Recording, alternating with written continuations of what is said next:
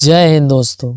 आज हम उस व्यक्ति की कहानी सुनने वाले हैं जिसने भारत को सिर्फ आज़ादी का सपना ही नहीं दिया बल्कि लोगों के भीतर यह विश्वास जगाया कि गुलामी कोई किस्मत नहीं होती। यह कहानी है लोकमान्य बाल गंगाधर तिलक की, उस इंसान की जिसने बिना तलवार उठाए, बिना बंदूक चलाए, केवल शब्दों, विचारों और निर्भीकता से अंग्रेजी साम्राज्य की नींव हिला दी। जब भारत में डर को समझदारी कहा जाता था, जब चुप रहना सुरक्षित लगता था और जब ज़्यादातर लोग यही मान चुके थे कि अंग्रेज़ों से टकराना नामुमकिन है, तब एक आदमी खड़ा हुआ और उसने कहा, डर अगर आदत बन जाए तो आज़ादी कभी नहीं मिलती।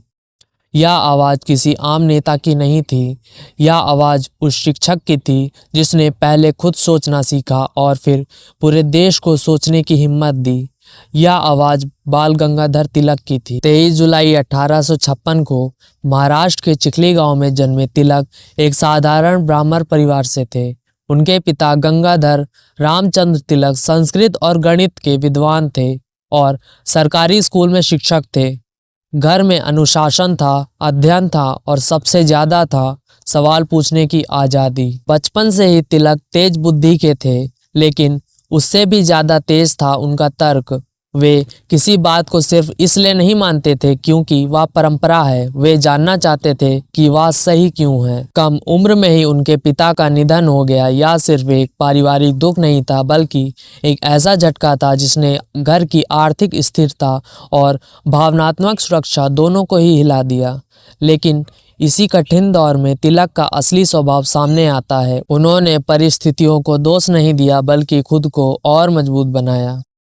पुणे के डेक्कन कॉलेज से उन्होंने गणित में स्नातक की डिग्री हासिल की और बाद में कानून की पढ़ाई पूरी की।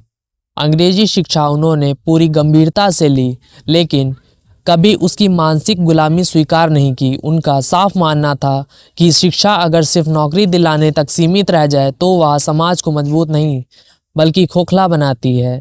इसी विचार से उन्होंने अपने घनिष्ठ साथियों गोपाल गणेश आगरकर और विष्णु शास्त्री चिपलुंकर के साथ मिलकर न्यू इंडिया स्कूल की स्थापना की, जो आगे चलकर फर्ग्यूसन कॉलेज बना। यह संस्थान पढ़ाई की जगह से ज़्यादा एक वैचारिक आंदोलन था।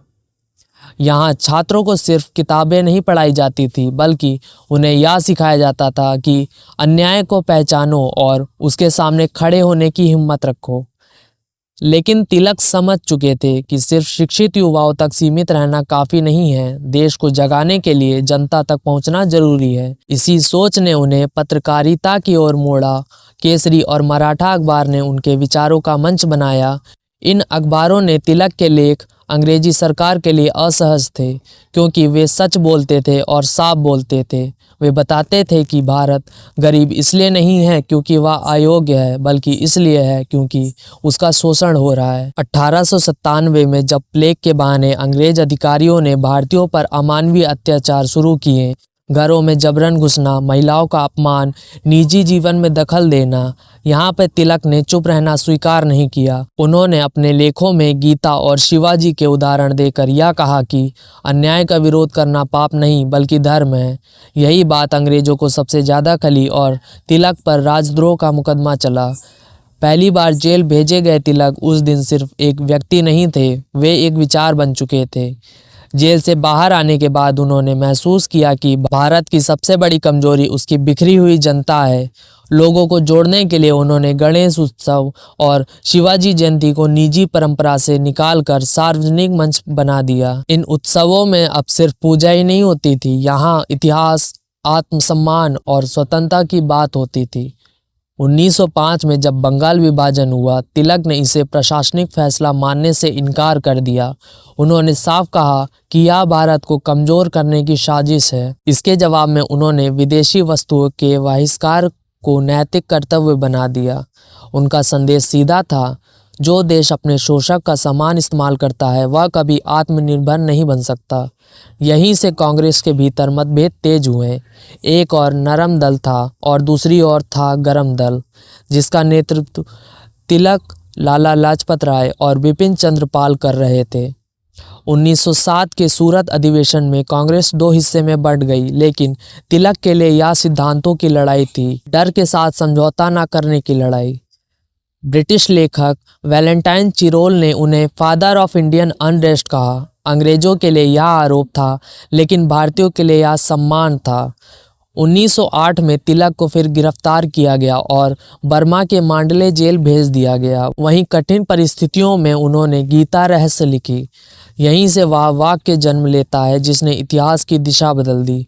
स्वराज मेरा जन्म सिद्ध अधिकार है और मैं इसे लेकर रहूँगा। रिहाई के बाद तिलक ने होम रूल लीग आंदोलन शुरू किया। एनी बेसेंट और मोहम्मद अली जिन्ना जैसे नेता उनके साथ जुड़े। 1 अगस्त 1920 को तिलक का निधन हुआ। उनकी अंतिम यात्रा में उमड़ा जन सैलाब बताती है कि यह एक व्यक्ति नहीं, एक युग था। उनकी मृत्यु के बाद गांधी जी ने तिलक स्वराज फंड के नाम से राष्ट्रीय आंदोलन को नई ताकत दी। आज लोकमान्य तिलक हमारे बीच नहीं है, लेकिन अगर आज भी कोई युवा अन्याय देखकर चुप नहीं रहता, अगर कोई आम इंसान डर से ऊपर उठकर सवाल करता है, अगर कोई छात्र यह मानने से इनकार करता है कि हम कुछ बदल नहीं सकते, तो समझ लीजिए तिलक आज भी जिंदा हैं। उन्होंने हमें आज़ादी सिर्फ अंग्रेज़ों से नहीं दिलाई, उन्होंने हमें आज़ादी दिलाई डर से, चुप्पी से और उस सोच से जो कहती है अकेला आदमी कुछ नहीं कर सकता। लोकमान्य तिलक ने साबित किया कि जब विचार सच्चा हो, आवाज़ ईमानदार हो और इरादा अडिग हो, तो एक अकेला इंसान भी पूरे साम्राज्य की नींव हिला सकता है। आज सवाल यह नहीं है कि तिलक कौन थे, आज सवाल ये है कि हम उनके विचारों के साथ क्या कर रहे हैं, क्योंकि इतिहास किताबों में नहीं मरता, वह हमारे फैसलों में जिंदा रहता है। और जिस दिन हम डर के बजाय सच का साथ चुन लेते हैं, उस दिन तिलक की लड़ाई अधूरी नहीं रहती। मिलते हैं अगली कहानी में एक और ऐसे इंसान के साथ जिसने झुकना नहीं सिखाया बल्कि खड़े रहना सिखाया। तब तक के लिए जय हिंद, जय भारत।